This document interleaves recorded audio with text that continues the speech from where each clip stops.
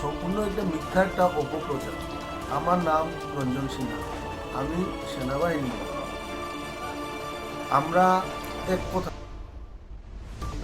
এটা তো সম্পূর্ণ একটা অপপ্রচার।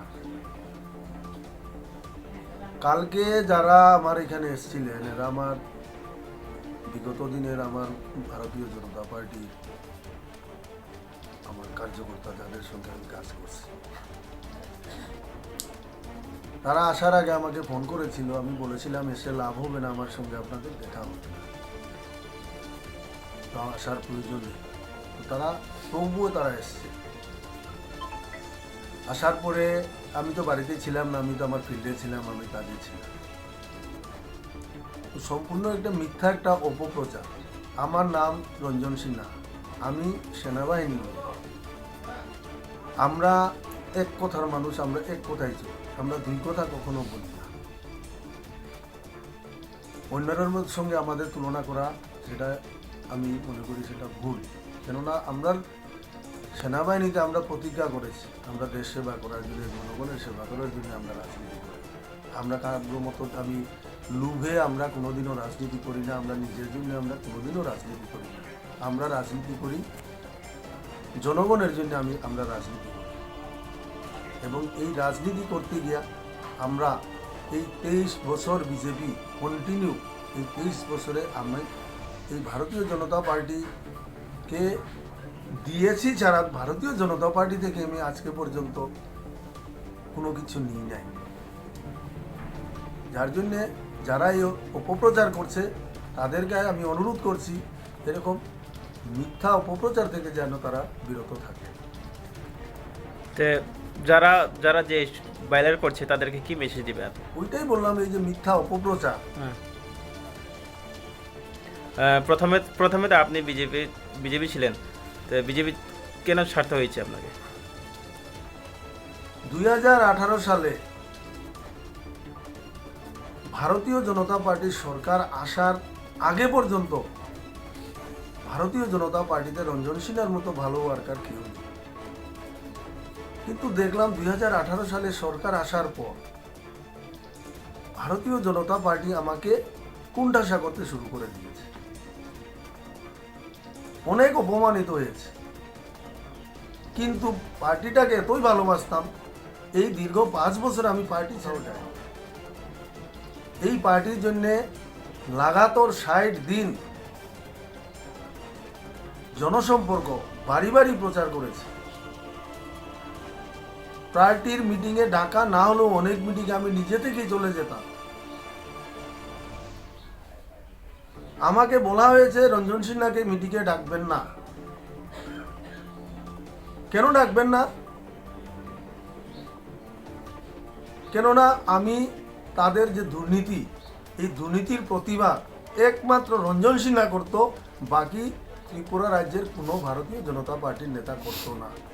তো রঞ্জন সিনহা তো প্রতিবাদ করবে। রঞ্জন সিনহা অন্যায়কে কোনোদিনও প্রশ্রয় দেয় না, আর কোনোদিনও দেবে না। আর রঞ্জন সিনহা, তারা এটাও জেনে রাখো, রঞ্জন সিনহা সাধারণ মানুষ না, রঞ্জন সিনহা একজন সেনাবাহিনীর লোক। ডর ভয় কাকে বলে সেটা আমি জানি না।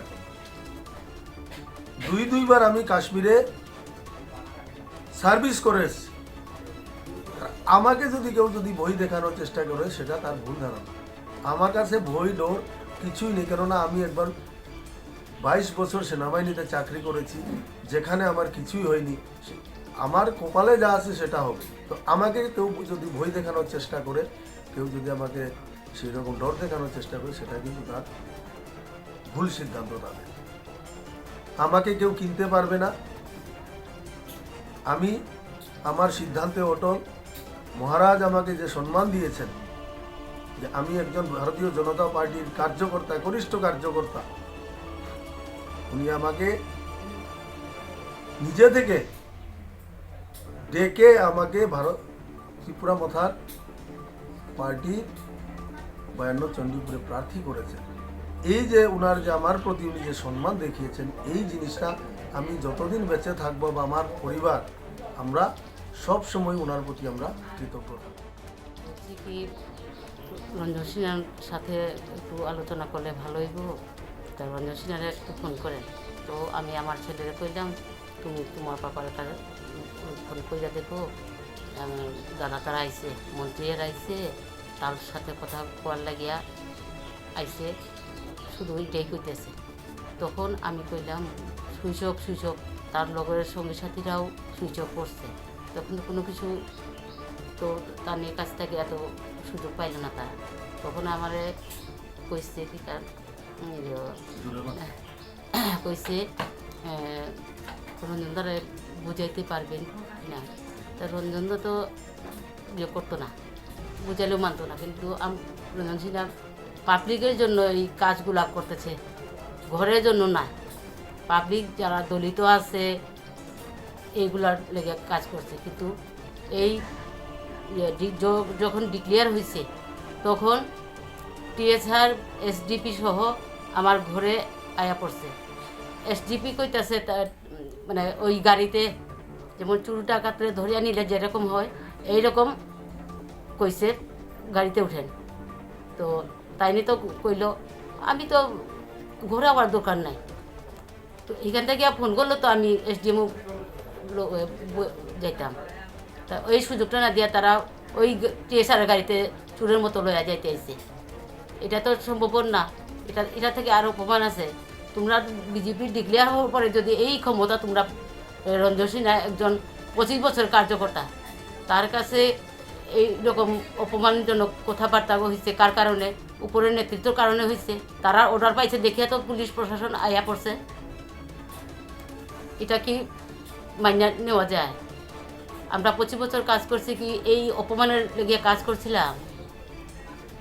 প্রশাসন এখন তো সব পাবলিকই হয়ে গেছে, ডিক্লেয়ার হয়েছে, পাবলিক হয়ে গেছে।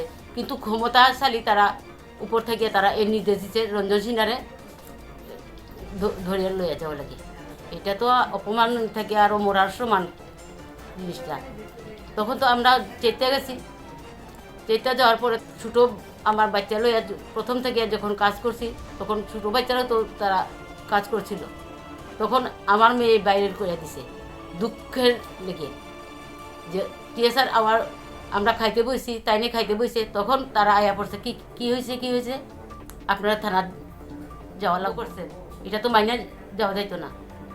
আমি তো পাবলিকের লাগিয়ে কাজ করতেছি, নাহলে আমার সংসার আমার পরিবার চলিয়ে যায়। আমরা পেনশন আছে, প্রাইভেট জব করতেছে পুলাফান।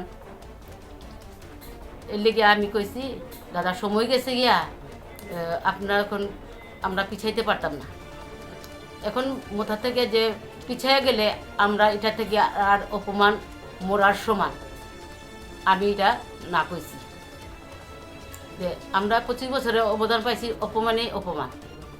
এটা তো আমরা সহ্য করতে। আমরা নিজস্ব যদি টাকা পয়সা ব্যাংক ব্যালেন্স থাকে আরটিআর মারিয়া দেখেন আমরা ব্যাংক ব্যালেন্স আছে কি না। আমার হাজব্যান্ডের যেদিন নমিনেশনের দিন প্যান কার্ডের পাসবুক করা হয়েছে, এখানে টোটাল রঞ্জন সিনহার অ্যাকাউন্টে 10,000, একটাতে 150, একটাতে 3,000, একটাতে 6,000 আমরা পাবলিকের লেগে দান করতেছি এবং পাবলিকের লেগে কাজ করতেছি। নিজস্ব নিজের লেগে করতেছি না। এই পার্টিটা আগে যে আদর্শ আসলো বিজেপি, এই আদর্শ প্রশিক্ষণ শিবিরে গিয়ে যে আদর্শটা আমি শুনলাম, তখন থেকে ফার্স্ট ভোট এই বিজেপিতে রঞ্জন সিনহা দিচ্ছে। কোনোদিন ভোট প্রয়োগ করছে না। অন্তর দিয়ে আমরা যখন পার্টিতে নাই মানুষ, আমরা 2 জন, আমাদের কার্যনেতা একজন বিমল কর, এই 5-6 জন নিয়ে ভ্যানের মধ্যে থাকি আমরা প্রচার করছি। মানে ভ্যানে থেকে আমরা যে পথসভা করার ক্ষমতা নাই, লজ্জায় এইরকম কাজ করিয়া গেছি। অবদানে আমি বিজেপি থেকে কী পেয়েছি? অপমানেই অপমান। যেদিন ভূত অফিস ভাঙা হয়েছে তো রঞ্জন সিনহা তো কইছে না, চারিদিকে তো কইছে না। এটার মিউচুয়াল লাগিয়া গেলে তো ভালো না। তারা না টিএসআরের গাড়িতেই উঠে যেমন লাগবো এরকম প্রেশার দিছে। তাতে কিটা বোঝা যায়? আপনি গুন্ডাগুর্দি করতেছেন, এটা তো বোঝা যায়। এখন মাঠ সাজাইয়া আরেকজন চেয়ারে বইব, এইটা তো আমরা মাইনে নিতাম না। লোকের রঞ্জন সিনহা নিজে প্রার্থী হওয়া লাগে কইতেছেন, লোকাল একজন দেওয়া, যাতে দলিত যারা পিছড়াইয়া আছে যে লোকগুলা যাতে বাঁচত, যে কোনোটা হইলেও একটা সমাধান কইরা দিতেছে। এই জিনিসটা কার কাছে কইব এখন? এলেগে লোকেল দাবি করা হয়েছে, কিন্তু লোকেল কোনো পাত্তা দিছে না। যে টাকার পিছাছি তারাই বহাল করিয়া রাখছে।